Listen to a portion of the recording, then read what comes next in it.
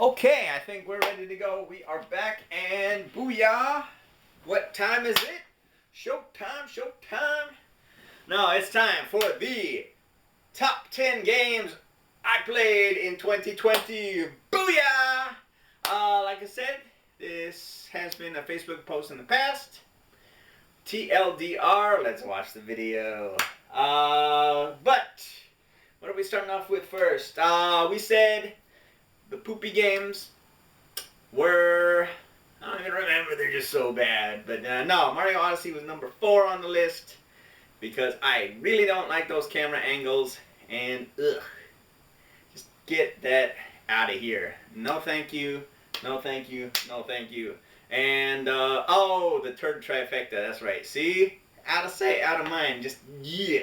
Number 3 on that list.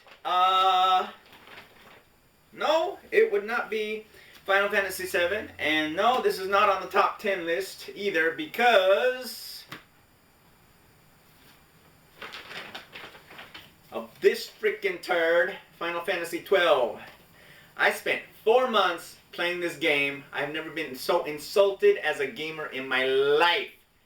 Sucks. Worst game possibly in the series. And yeah, as a result, I didn't have time or desire to play this, and that really sucks because I really wanted to play Final Fantasy VII Remake. Thank you very much, 12, you piece of crap.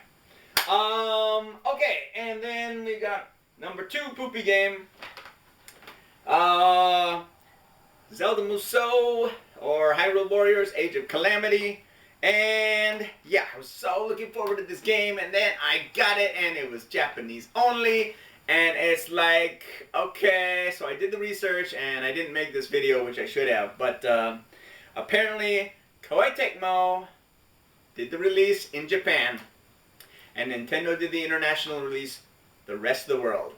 I don't know why they have such a terrible contract stating that they can do that when all of Nintendo's other big IPs, Breath of the Wild itself, which this is a prequel to, is multi-language and international. 1 copy, boom.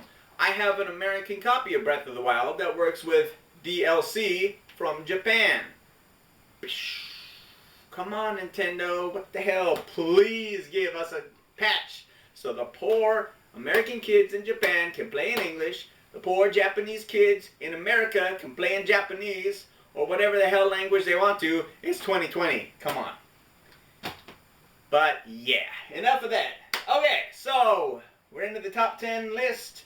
Games I played in 2020, and that's anything from PS3 forward, which starts us off with Battle vs. Chess. Boom! So I think I started watching Agamador's YouTube channel in December last year, so this is pre-pandemic. And then, you know, of course, it just blows up. Chess Online is huge now. There's so many people playing. So I decided to pop this in, get a couple of trophies. So if anybody has a copy of this game for the PS3 and is rated over 1009, I think is my current rating. But the trophy's at 1200. So if you have a 1200 rating and can let me beat you so I can get that 1 trophy out of the way, that would be great. Please and thank you. But yeah, super expensive now, really hard to find, nobody's playing it. Definitely requires boosting, and it was still online in May, June, so good chess game. And yeah, you can change it from 2D to 3D views. There's a couple of cool sets you can use. Battle vs. Chess, number 10. Number 9, you can see, well, or maybe not see, but I got my laptop here because some of these are digital only. Unfortunately, that's just the way it is with some games. This one, however, is not. And our first game night, online game night of the year, we played Mario Kart 8 Deluxe and Booyah! As you know, this was either the game of the year or number 2. No. It was number 2. In 2017, second only to Horizon Zero Dawn, which was amazing and got no hype compared to Breath of the Wild, which isn't even a real Zelda game. But yeah, so Mario Kart. This 64 was the best Mario Kart game for the longest time. But this just has so many tracks, and it's so good. And they finally outdid themselves, and this is the best Mario Kart game because it's so inclusive. Not because it's that much better than 64, which is still freaking awesome. But Mario Kart 8, number 9. There we go. Number 8. I believe it was... who was it? Somebody bought it to the March game night, which was the last game night we had in person. And I was playing Beat Saber! It's like Star Wars meets Dance Dance Revolution in VR. How am I not gonna love that? I'm just zap, zap, slicing all those things. It was great, great music. Beat Saber, totally recommend it if you got VR. Get on it. More digital, number 7, Ultimate Chicken Horse. Now this game, Arjol, big ups to you for setting this one up. But I played it on Switch. It's on PS4 as well, probably Xbox One. But you got your characters. You need to reach the goal. You can set up traps or obstacles, and so you still need to make your way to the goal. But your players, the people you're playing with, are trying to stop you from getting to the goal. So you can platform your way over there, or find alternate routes, or you get sucked into another dimension by one of the traps, or splattered, or whatever. So it's really fun. Ultimate Chicken Horse, great multiplayer game. Highly recommend it. That was Leap Day game night. So we'll have to wait another 4 years for one of those. And finally, not finally, the third, wow, these are all digital, good lord. Okay, number 6, Astro Bears Party. Now, I don't know if this is Switch only, but Justin hooked it up at game night for a couple of nights this year. And you got 4 bears that run around this sphere, and they create a trail that you need to avoid, or else you're going to lose and die. It's basically the best version ever of Snake or Wiggler? No, what's the...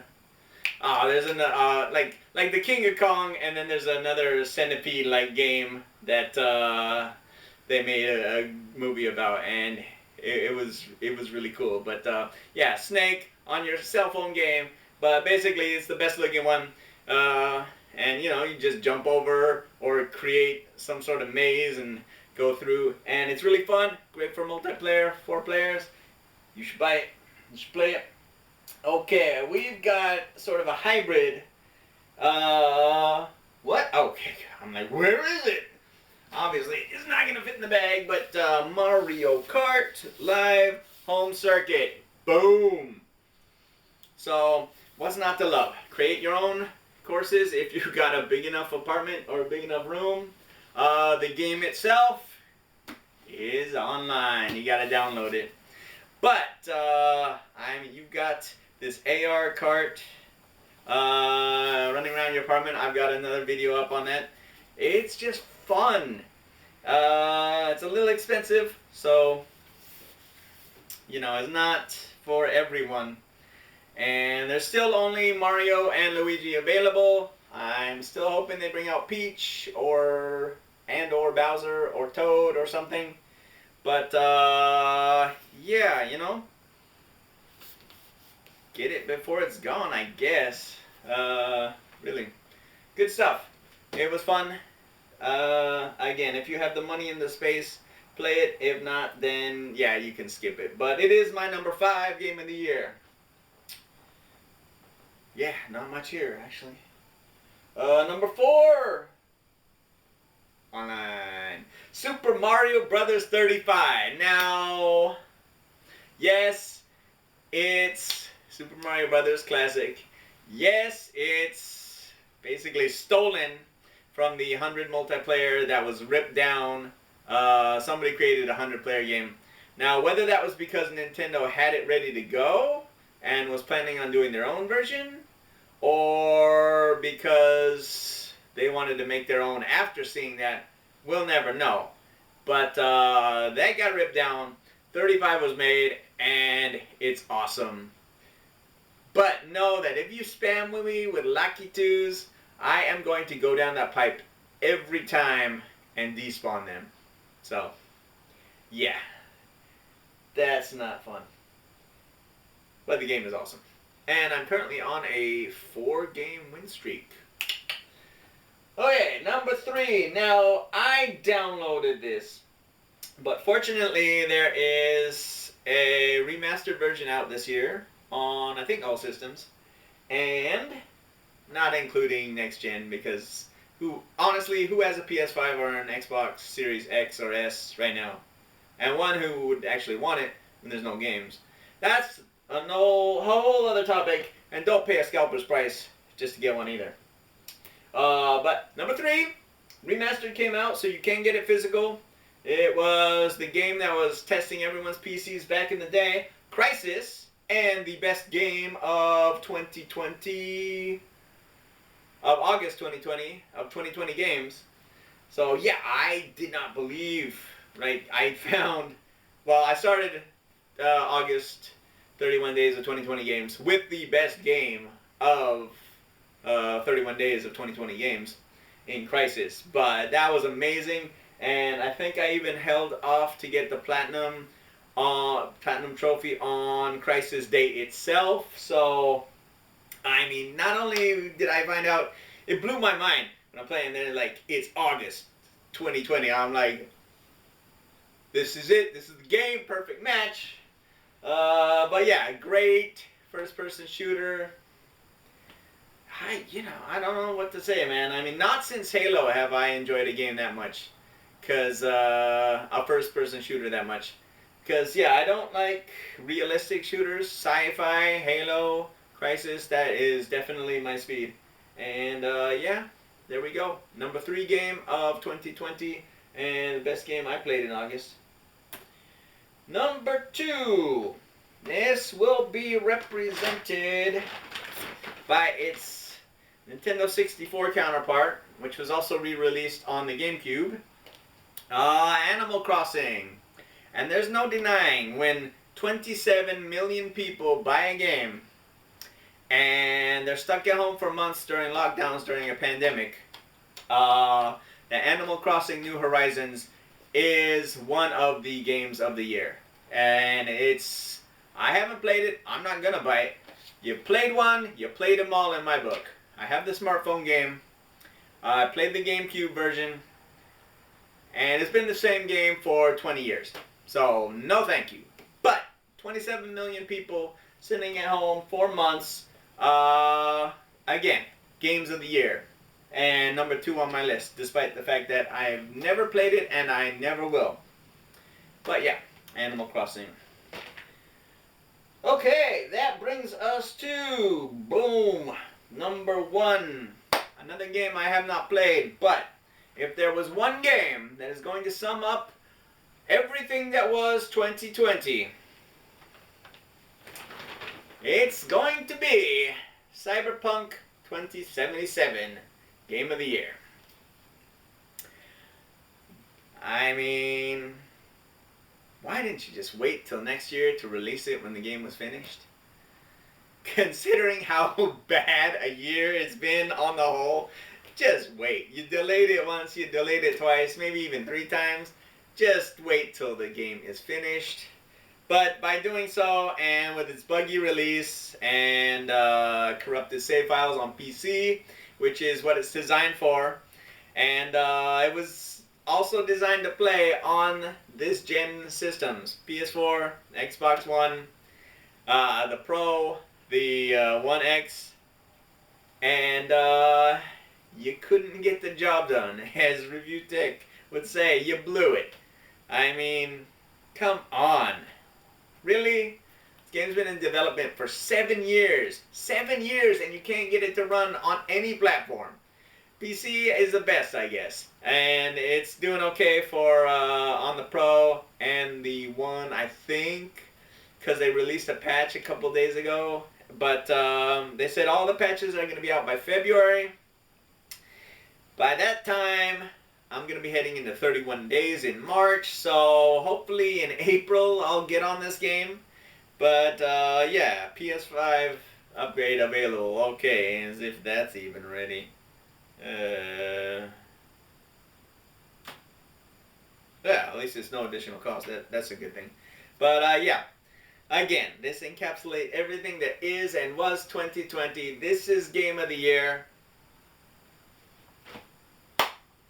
So there you have it. Those are my top 10 games of 2020.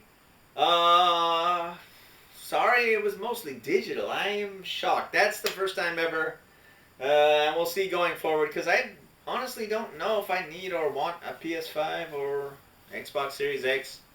I mean, I'll probably get a PS5 because it can also play the PS4 games. So very much in respect to the PS2, how it can play PS1 games. I don't have a PlayStation 1 here.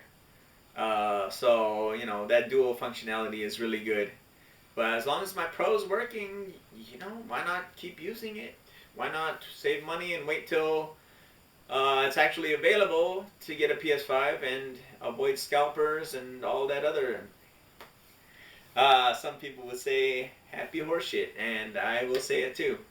But yeah, so those are my top 10 games for 2020. Hope you enjoyed the video. Again, hopefully next year we'll be making a little bit more content. I was doing pretty good until this past month, but just got crazy at work, and you know, that's how it goes. So, oh well. And of course I'm sitting on other videos, which doesn't help the matter either. But alright, again, thanks for watching. Happy New Year. Merry Christmas whenever you're watching this. Probably Happy New Year, because it'll be released after the other video.